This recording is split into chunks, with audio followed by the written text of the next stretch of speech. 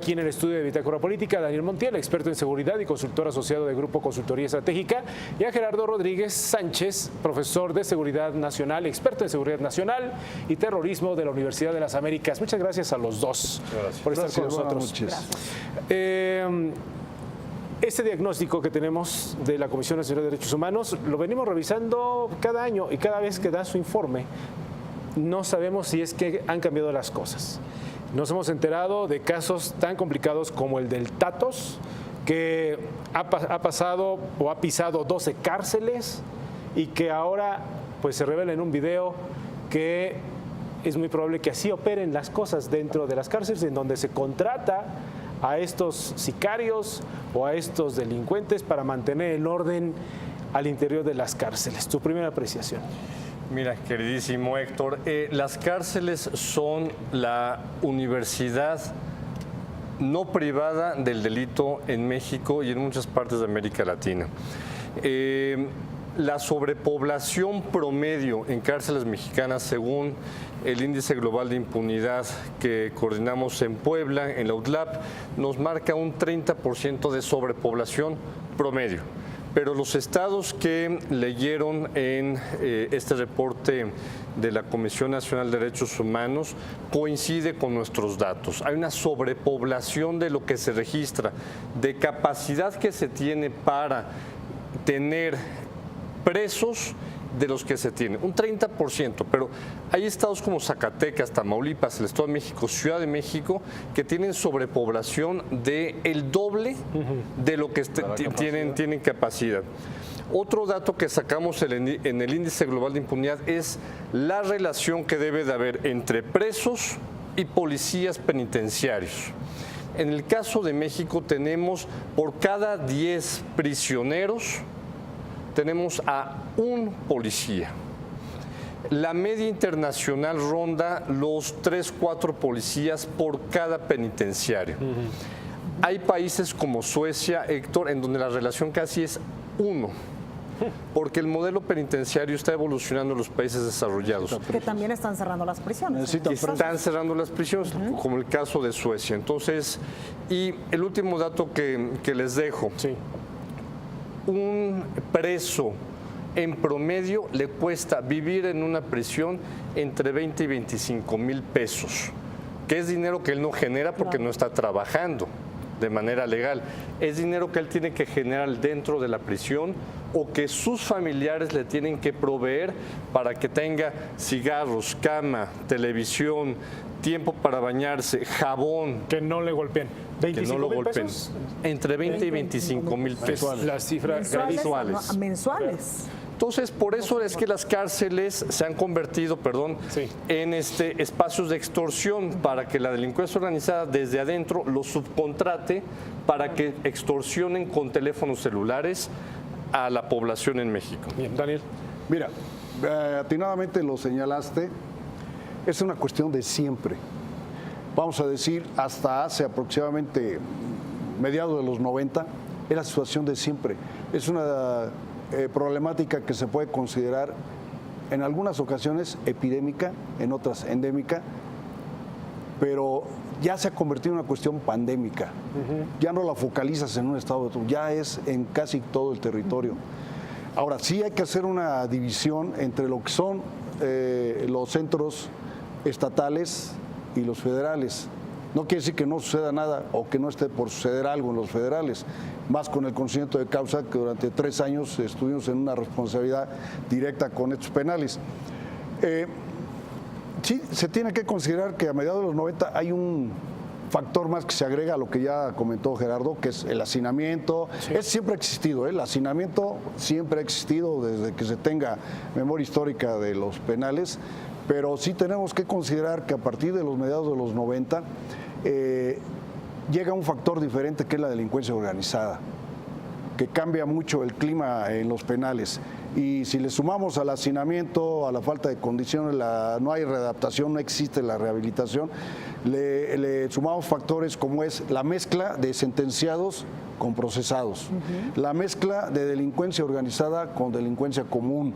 Por eso se dice que son escuelas Y de la crimen. más explosiva, como en la química, para que reaccionen dos elementos necesitas ponerlos en contacto, ¿no? Claro. Pues en este caso, en cuanto a la delincuencia organizada, sucede que en muchos penales locales tienes grupos antagónicos de delincuencia organizada que generan una violencia exponencial y que mediante argucias legales, el amparo, aquello, lo otro, evitan sus traslados y obviamente siendo los grupos delincuenciales más fuertes, pues se impera la ley del más fuerte.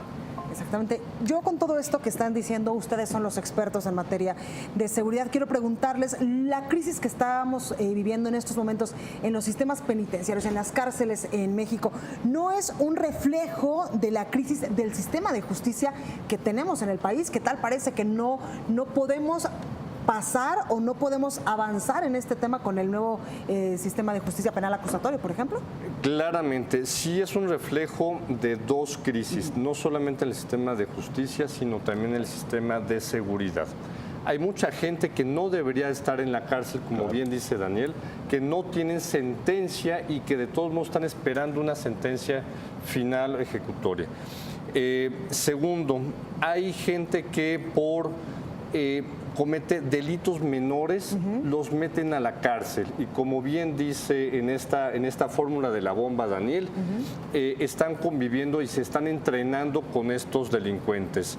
Quiero reiterar con el tema del costo. El costo no es para los mexicanos en los 20, 25 mil pesos, es lo que le cuesta a una familia de un interno? preso. Ajá. Estar ahí, vivir en términos un poco más normales por los niveles de hacinamiento.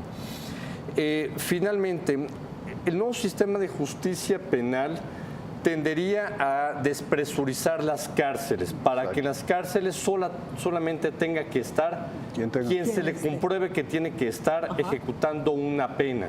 Entonces, pero no como lo que está ocurriendo ahorita, perdón que te interrumpa, o la justificación de Mancera, que, claro, que vamos estaban a sacar, libres 13,000 delincuentes por un sistema de justicia. Y eso no va a suceder. La silla giratoria que le llaman. El tema es, policías y jueces meten a la cárcel a gente que no tiene que estar ahí por presiones políticas, por presiones de gente que denuncia a otras personas. Que tienes que cubrir, o como por los policías, por ejemplo. No, por supuesto, mira, y hay que decirlo claramente. El modelo de seguridad de Felipe Calderón, con la declaración de la guerra contra las drogas, tenía que meter más gente a la cárcel y por eso es que se crearon más cárceles. Es un modelo tipo americano, en donde sí se privatizaron varios servicios como el de la protección perimetral, la protección interna, la construcción de las cárceles, la alimentación de los mismos. Se generó un negocio en torno al sistema penitenciario muy similar al tema americano. Bien. Para mí el nuevo sistema, lejos de ser un factor negativo, considero que va a ser un factor positivo, bien dice Gerardo. Con la prisión preventiva oficiosa, y quien tenga que estar en la cárcel debe estar y el que no debe seguir su proceso en libertad. No hay razón para tener a todo mundo en la cárcel. Hay gente que sale más caro tener en la cárcel y enjuiciarlo que el daño que causó con su conducta, por un lado. Por otro lado, otra cuestión muy interesante que ya señaló Gerardo es el crecimiento. En el caso de los penales federales, el crecimiento no ha sido proporcional en cuanto al personal y los establecimientos. Nosotros tuvimos 3 años una responsabilidad relativa a esta cuestión en la Policía Federal y únicamente había la responsabilidad en 4 penales. Se abrió el 5º en Perote, Veracruz, y posteriormente hasta la fecha aproximadamente son 11 o 12 penales. Pero si ya tenemos el problema muy claro y evidente en la cuestión del nivel estatal, ya la Comisión Nacional de Derechos Humanos ya prendió focos amarillos en penales federales. En los 3 años que estuvimos en la responsabilidad no tuvimos un solo hecho de esta naturaleza en penales federales, cuando por el contrario en los locales pues yo contabilizo más de 40 motines en 3 años. Bueno, pero a lo que vamos es esto.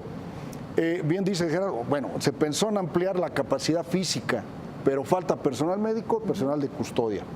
Entonces están y que no estén coludidos. no es ave de mal agüero, pero es tiempo de tomar medidas porque no tarda que se sucedan en el nivel federal por falta tanto del personal del sistema penitenciario, que es el custodio, porque es el primer círculo de seguridad, el segundo lo da la Policía Federal y en algunos casos el tercero lo da el Ejército.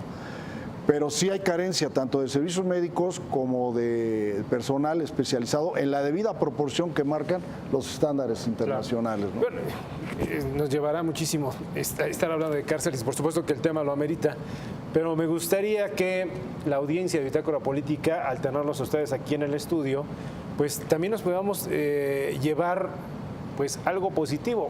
No existe en México una cárcel que sea ejemplo, un centro penitenciario que esté haciendo bien las cosas en alguna parte de esta gran república mexicana, Gerardo. Pues pensábamos que era Almoloya y ya se nos escapó el Chapo, ¿no? No, bueno, allá Entonces, no, mira, quiero traer a cuenta un tema que puso Daniel. Dentro de los sistemas de policías. ¿Sí existe o no existe? No hay ninguno. ¿Tú coincides con esto? Bueno, tenemos que graduar, ¿no? Porque también va en razón de la delincuencia, de los índices delictivos. Por ejemplo, tenemos estados como Campeche, que yo no recuerdo que haya un evento en los tiempos recientes. Bueno, pero claro, se incidencia. A lo mejor es vivir en un hospital ahí, ¿no? Lo dijo Gerardo, es que va en relación directa de los índices delincuenciales con la cuestión Pero eso es importante saberlo, porque entonces si ubicamos en dónde está una cárcel donde están haciendo bien las cosas, en donde los actos de corrupción, no digamos que no existen, pero están al mínimo, y a lo mejor hay algunos policías penitenciarios que están haciendo bien su trabajo, en donde hay un buen sistema de reinserción social. Bueno, pues hay que destacarlo, pero veo a Gerardo que es muy pesimista. Mira, yo no veo cárceles como en Suecia aquí, entonces te voy a decir, no. Y creo que, Daniel, vas a coincidir con esto. El sistema de policías del sector penitenciario es el más castigado de los policías a nivel nacional. En cuanto a los sueldos que reciben. Sueldos, prestaciones, no hay carrera. Condiciones de trabajo. Entonces, es por eso que se presta tanto a la corrupción. Entonces, ahí les dan parte de los 25,000 pesos que te van a dar. Claro, entonces sí. necesitamos un verdadero champion, un líder de políticas penitenciarias en México. Ese es un buen Son punto. muy pocos los expertos en esta materia. Yo entiendo los problemas, pero se necesitaría funcionarios públicos, políticos que vean la realidad del sistema penitenciario y que hagan una verdadera reforma. Porque si no, cada 2-3 meses vamos a estar viendo motines, fugas de los penales. Y no va a funcionar lo que la Constitución marca que es una obligación del Estado mexicano, la reinserción social. Bien. Sí, con conocimiento de causa, sin señalar que sean modelo, pero que sí las condiciones son distintas y, el registro de eventos de esta naturaleza nos lo dicen los penales federales. Si no son perfectos, sí se ha logrado un cierto nivel. Por ejemplo, existe un cuerpo especializado de custodios y que sí han tenido determinada preparación, no llegamos al ideal, falta, pero sí es posible, entendiendo, si no hay consecuencias en el federal, no se dan hechos, algo se está haciendo bien, no digo perfecto. Sí. Bueno, pero hay una cuestión muy lamentable, en todas esas situaciones generalmente se invoca la falta de recursos, y no es cierto. Hay subejercicio. Claro. Por supuesto, dinero. Hay subejercicio. Pregúntale a los partidos políticos. Bueno, pero vamos, el subejercicio es en las partidas expresas para esta materia, ¿no? Mira, sí, bueno, tú sabes de voluntad política, Blanca. No existe. 418 centros penitenciarios teníamos en todo el país hasta el 2014, 306 federales que ustedes pues nos han comentado son los que siempre tienen como los mayores conflictos, 90 municipales, 12 federales y uno aquí en la Ciudad de México. Exacto. Pero entonces, si sí hay los recursos, ¿qué es lo que está pasando ahí? Pero hay subejercicio. Sí, por supuesto. Ya lo dijo la Auditoría Superior de la Federación, ya lo dijo la Secretaría de la Función Pública y el mismo Hacienda. Hay un subejercicio. Y eso puede derivar en lo que dijo Gerardo.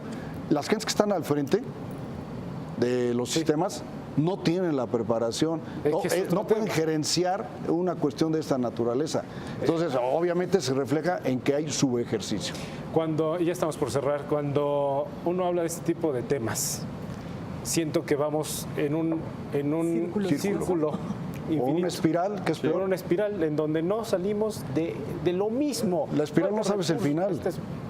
¿Cuándo veremos?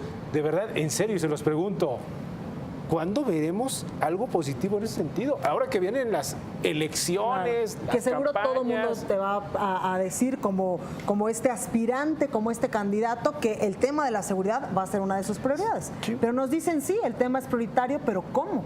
Los cómo, los dónde y cómo le vamos a hacer para solucionar el problema, eso no lo Y la dicen. reinserción, ¿no? En temas de, para corregir los problemas de inseguridad y de impunidad de este país, tenemos 3 eslabones y el tercer eslabón es el sistema penitenciario.